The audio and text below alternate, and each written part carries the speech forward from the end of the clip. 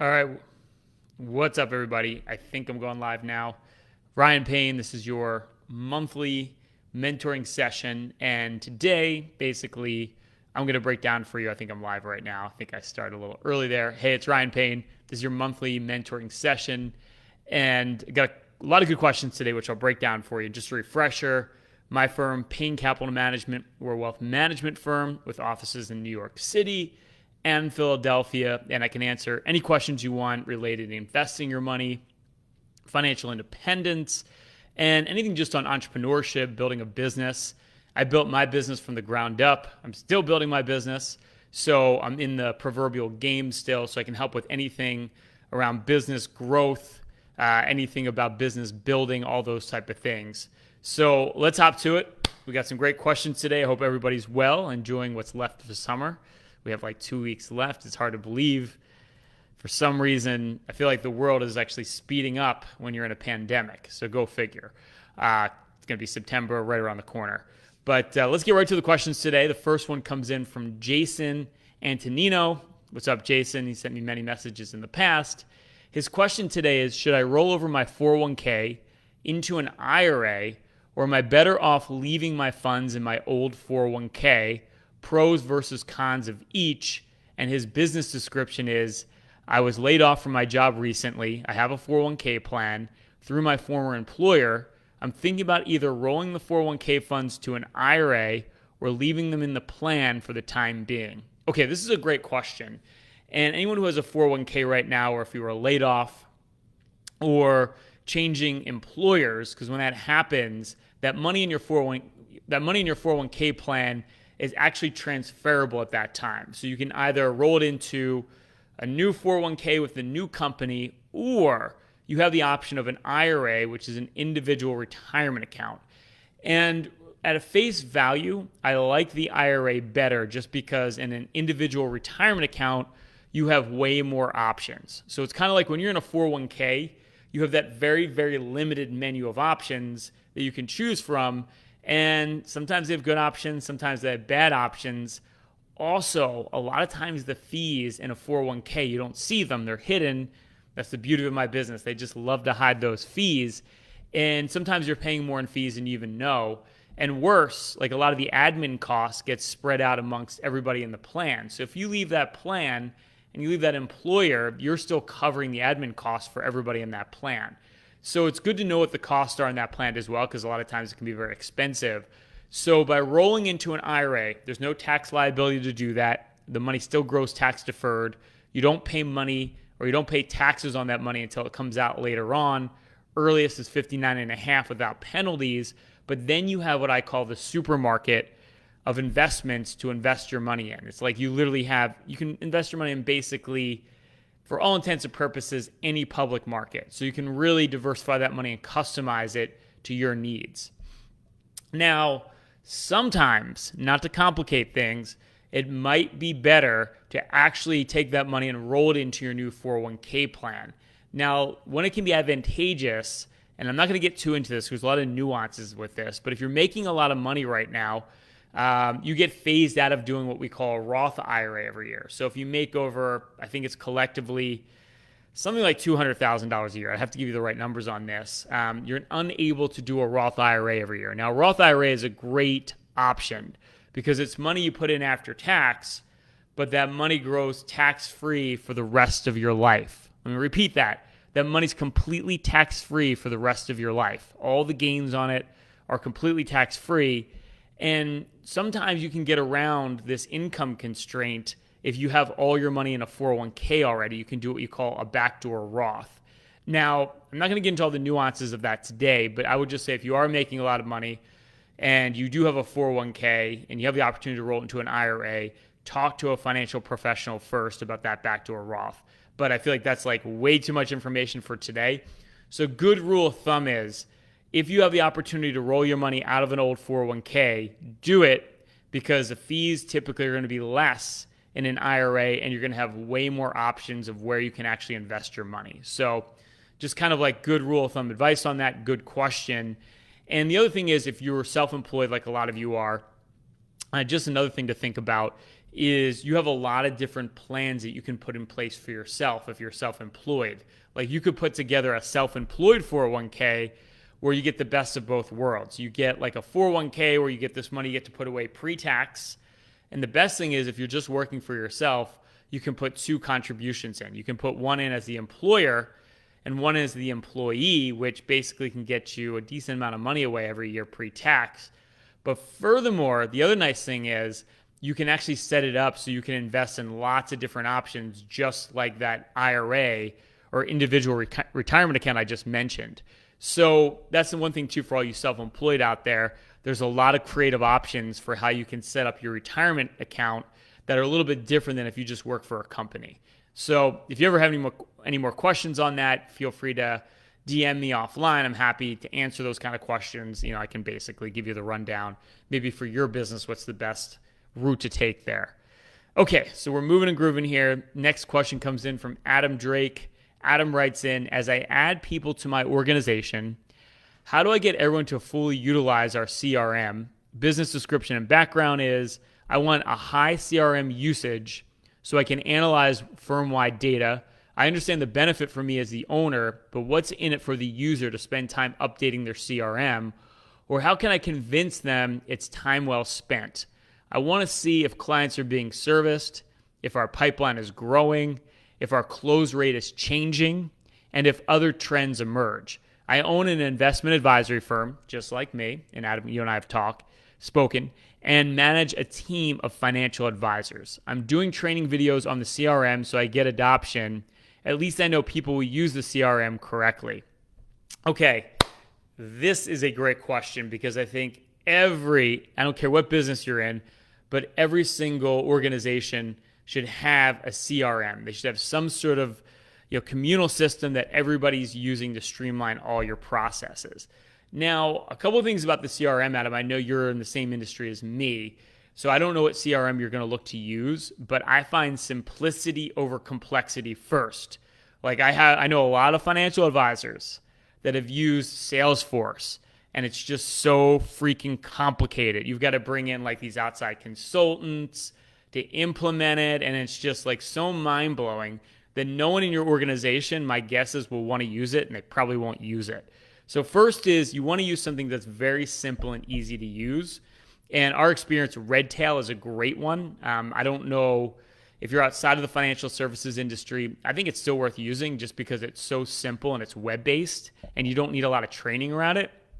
But what I suggest you do is you make all of your systems have to be basically on the CRM, meaning like if someone needs a task done, they have to use the CRM to do that.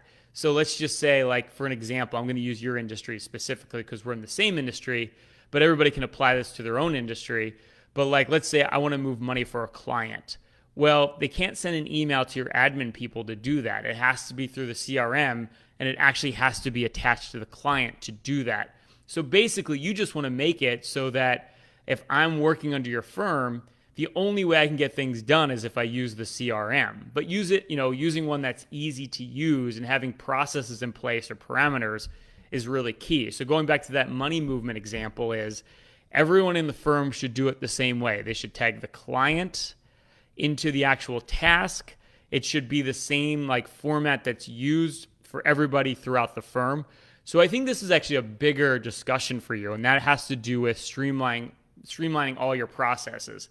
Now, no, Adam, I've spoken to you in the past, and you're trying to really leverage and grow your business and build infrastructure to do that. So this is the perfect time to use the CRM as a tool to systematize all your underlying tasks for your firm, which I think everybody should be thinking that way. So this is a good lesson for all of us. So right now, if you're scaling up your business, okay, you need to keep reevaluating your processes to look at, am I doing things in a way that's not just effective now, but if my business gets much busier and now I need to accommodate 100 people, 200 people, 300 people, would this same process work? So, one thing I've found in my business as we've grown and grown and grown is we've continually had to refine our processes. And now when we build a process, we're always thinking about the scalability of that process. So I think right now, Adam, you have this like amazing opportunity to use the CRM as a new platform, basically to build your business from and to streamline a lot of processes that I'm guessing, and I think I've spoken to you before, that you haven't been able to delegate out in the past because like you like to control and do things. Not to pick on you, we all do this, by the way. This is like universal with all business owners, is like relinquishing control is so hard. But I find that by having a streamlined CRM with all of your team members is just such a great way to do that. So long story short is use a very simple, easy to use web-based CRM that everybody can log into from wherever they are and make any process that they're trying to do, whether it's processing paperwork, moving money, whatever those tasks are, must go through the CRM and must be tagged to that actual client, prospect, or whatever. So that's a great place to start. Also for marketing, man, oh man, if you're getting leads in, using a CRM, so this is for everybody right now. I don't know what people are using for your marketing tools, but man, having a database of who's being marketed to and having that information in there, and then, how they can be mailed to and emailed to and all those great things, like that's where a CRM is just so critical when you're building your marketing machine. So hope that's helpful. I think that was a lot of information. Hopefully some good information. That's exactly what we use our CRM for, is like every process in-house and marketing, huge. All right, let's go to the next question. This comes from Lindsay Grifka. Lindsay writes in, Ryan, what are the things you do to position yourself as an expert in your space? Business description and background. I'm in the cannabis industry with a product company, and I want to do our PR and social media and build an audience. How can I use PR or social media perspective to build awareness? Thank you, Lindsay. And here's the elevator pitch. I guess your business is Bling Blunts. I like that name, Bling Blunts. We break stereotypes and promote self-expression and confidence by offering innovative and chic personal storage containers that are high fashion, functional, and discreet, so our canafam, it's your canafam, can enjoy themselves to do the fullest without critique or judgment. Try our smell-resistant, airtight, child-proof, and reusable containers today. Okay, cool. So we use a lot of PR in my business, and we work a lot in being an expert in our industry. So I like your thinking right off the bat here, Lindsay. I think actually building yourself as an expert is huge, especially as you're building your long-term marketing game plan. Because PR, the one thing I would say is a misconception with PR, it's not instant business. It doesn't all of a sudden, I'll give you an example. I do a lot of television, national television. And it's like I'm not on TV and all of a sudden people are just like picking up the phone like, oh my God, I need to talk to these financial people. I wish it was that easy, and I used to dream that's what it was going to be like. It's not really like that. But it's almost like, straws on the camel of the back, right, that you're trying to break. The straw that broke the camel's back, per se, is when people start to get awareness about what you do, all of a sudden they see that you're an expert, like you're in different publications and things like that. It just all of a sudden that awareness starts to, I don't want to say wear on a person, but their awareness becomes stronger and stronger. So as you lead them down to your funnel to be able to do business with you, it's really just like getting them from all these different angles when they hear about you. And that creates, in your industry, I think it's really important, just like mine, is credibility. So the way we did it was we actually hired a PR firm, which I still use to this day because they're always looking for opportunities to get us in the spotlight. So I didn't have a lot of connections in the financial industry on the actual media side when I got into the business. So using a PR firm, I think, is a great way to break in. And they can range from somewhat expensive to really, really expensive. So you can price this out, but I would get someone young and hungry. They might be able to help you at a smaller retainer initially. And you can always be like, look, if our business grows, we can start to essentially pay you more. And most PR people are willing to do that. They're willing to start at a smaller amount. So for you, I would just be like, what publications, what websites, where can you be positioned as an expert, doing interviews, getting quoted, all that kind of stuff is really, really important as you're building your brand. And I think it's a really smart way to do it. So I think getting a PR firm is a great way to go and get started. If you don't have the budget for that right now, which I get, the other thing you can do is whatever publications, industry rags you're reading, whether that's online, print, all those writers are very accessible. So you may want to just reach out to them with some like ideas, some pitches. Like what I do for my business every single week, like clockwork, and it's a lot of work. But once you get in the habit of it, it just starts to get that kind of media machine in motion. Is I sit down every single weekend. I spend most of Saturday, like I spend like 3 to 4 hours just reading about investing, reading what's going on right now in terms of the markets, the economy. And then I sit down every Sunday, and this is like my hardest work day, believe me, for me, a Sunday. I grew up Christian, so just don't tell anyone at the church. This is how I do it. But Sunday, basically I sit down for like 5 hours and I just write out and outline my thoughts for the week, and I put into like a nice, like, I don't know, it's like a 2-page outline with just like all my thoughts, and I kind of distill it down into the major points, and I send out to all the media connections that I have and my PR people. So that way, like if they need a pitch, they know they can come to you, you're top of mind.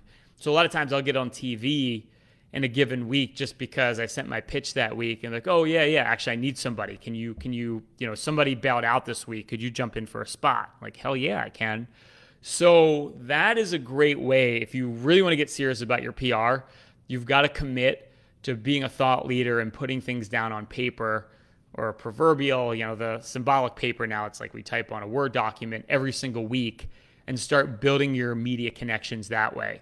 So you can start just like emailing out to all those people in the industry, get to know who they are, start to make those connections. And that's like a great way, because now it's like 50-50. My PR people get all my notes and stuff, and they have connections I don't have. But over here, I've got a huge database now of people that I connect directly, and they get me into spots directly just because I've been building that relationship. So I hope that's helpful, but that's how I do it. It's a big hustle, but man, oh man, like it starts to pay huge dividends down the line. And I think that's like, that could be huge for you, because being in the limelight in your space, if you start, it's like it's like a snowball effect, right? It just builds and builds momentum, but that's how I do it. Hopefully that's helpful for you.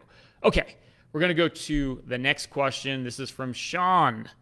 We all know who Sean is. He's the man that runs this organization. He wrote, Ryan, can you discuss how wealthy people leverage to build more wealth? Background: leverage can be performed with people and with money. You work with many wealthy people. Can you talk a little bit about mindset, how people think bigger and get bigger? In your opinion, where do these people learn to think bigger like this? Thanks. Okay, this is a great question, because the cruelty of success, and I can tell you as I've kind of come up the ladder of success, is as human beings, we don't care about absolutes. We only care about relativity. And let's break this down for a second. And what this means is like, okay, my firm right now, like I manage my success in my industry, or success is really measured by how many assets are you managing now. So when I started, I had no assets under management. And then I had $100 million under management, which was like a huge milestone. I did that like in my late 20s. I thought like I was king of the world for about a second. Then I started seeing all these other firms, or these other of my colleagues, that maybe had a couple $100,000 under management. And then I felt so small again. And then you finally get to like a couple $100 million under management. And you're like, wow, I've made it again. But then you start looking at firms that have $1 billion under management, and you're like, oh, I feel so small again. And then you finally get to, we're almost at $1 billion under management. But now the circles I run in, and some of the other people that I know, run firms that are like $5 billion, $10 billion. And man, I feel just like I did when I had literally no money under management. So the point I'm getting at is, it doesn't matter right now where you are on that rung of success. It's not really about getting like to 5 rungs higher. You're always focusing on getting to the next rung. And the weird thing is, the most successful people I know, they feel just as insecure as you and me, because maybe they're at this level of success. Maybe their business does $20 million a year. And now they're hanging with people whose businesses do $50 million a year. So I think, what I found in my own success, and I found with people that are really successful, I manage their money, is they never feel like they're just like king of the world, just like you, which I think should be comforting. But they're always pushing themselves to that next level, and they're doing it in two ways. Okay. And this is what, I don't care where you are in your level of success, you always have to be doing this. Number one, they're getting out of their comfort zone. Okay. They're trying something different, or they're taking on a new challenge that they haven't done before, even though they've had success in the past. And it's just as uncomfortable as you starting your first business venture or where you are right now. One example I can give you is one of my clients who's a CEO of a big business here in New York. He sold the business to a big conglomerate that was run by like a public company along with a private company. And basically he took some big chips off the table. Like, he's pretty much set for life. But now they're asking him to come in again and take this business and grow it even bigger and sell it again. Now it's a much bigger business than what he started with. The challenges are much, much different. And now he's at a point where he's got to make the decision, okay, I've got some chips off the table now, which is important. As you become more successful, I believe this as a financial advisor, take some chips off the table. Right in the beginning, you're putting all your capital into your business. Well, successful people, when they get success, they're going to start using other people's money, raising capital elsewhere, which you might be doing at the first rung too. But they're putting some of their capital away into just long-term investments, like the stuff that I would handle. And they're not going to put all their money at play. They'll put some of their money back at risk, but they're not going to put all of it at risk. So number one, they're basically getting out of their comfort zone to go to that next level, uncharted territory. And two, they're still risking some of their own capital. They're not going to, they're not going to take everything, because that would be crazy, because if it fails, then it's kind of like you live by the sword, you die by the sword. But I can even just give you my own life right now. Like, I think I talked about this on the last video, is I'm doing a lot of things right now that kind of suck. We just started a podcast. It's a lot of work. It's a little bit different than doing radio, which I've been doing for quite a few years, like completely different vibe. I'm in the midst of starting a YouTube channel. Doing YouTube videos is like really uncomfortable. It's weird standing outside with one of these handheld devices like this on the street, talking loudly as everybody's looking at you, and you just feel weird because you're not that good at it right now. It's like there's kids that are like 20 that can do this way better than I can. So I think those two ingredients are just so key. Is, it's like the old Dos Equis commercial, stay thirsty, my friend. You've got to force ways. And this is the thing that kind of sucks, because as you get more successful, and like this is a lot of my successful clients, like they're in their 40s, 50s, they're pretty much set for life. They don't really spend way outside their means, but they've got a sizable portfolio that can just live off the income now, which is a really cool place to be. It's passive income they could live off of. It's like exceeds what they need to live on anyway. And that's going to last them for like another 40 years, which is kind of crazy. So you've got to motivate yourself. It's easy in the beginning when you have nothing, right? When I started my business, I had literally nothing. So there was really nothing to lose in a way that's kind of easier, because it's like, well, if this doesn't work, whatever. I didn't have anything to lose to begin with. But now imagine you're wealthier now. You've got an ego, because our ego definitely goes up with our success. I mean, you can say, oh, no, it doesn't affect me at all. It totally does, because now you're like this rung of success. There's lots of people looking at you like you're so smart. And it's really dangerous, because once you start to believe that bullshit, that can be a problem, because now that affects your ego. Your ego becomes much more fragile. So it actually, in a weird way, it's like it's just never easy, and you never feel satisfied or comfortable. But I think I've answered the question. But going back to the mindset is just that. Like, you have to keep getting out of your comfort zone, and you have to somehow make yourself motivated, even if you have financial independence, which I always say that's really hard for people that have a trust fund, because we do manage money for people that are like a couple generations of wealth, like literally Rockefeller money, right? They're like descendants of these huge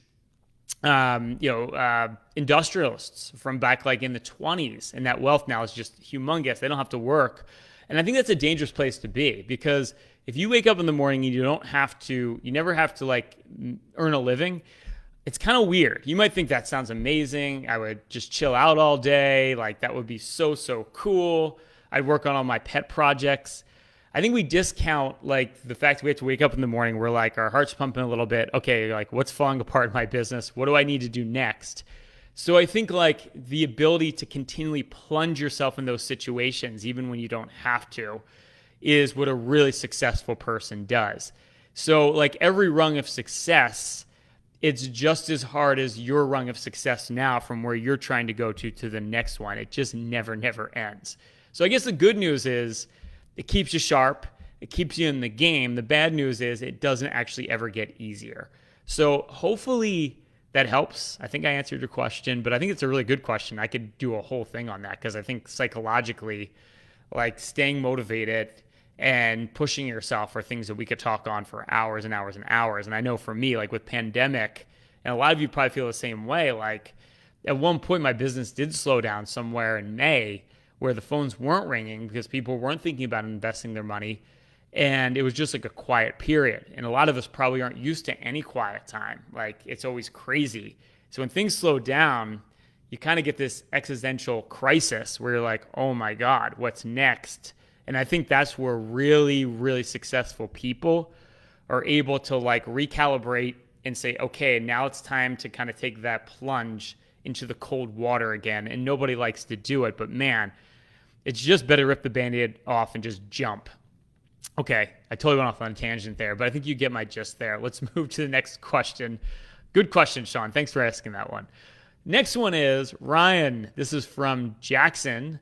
Lol Jackson. He writes in, Ryan, how do I learn to delegate when I'm super busy taking care of clients?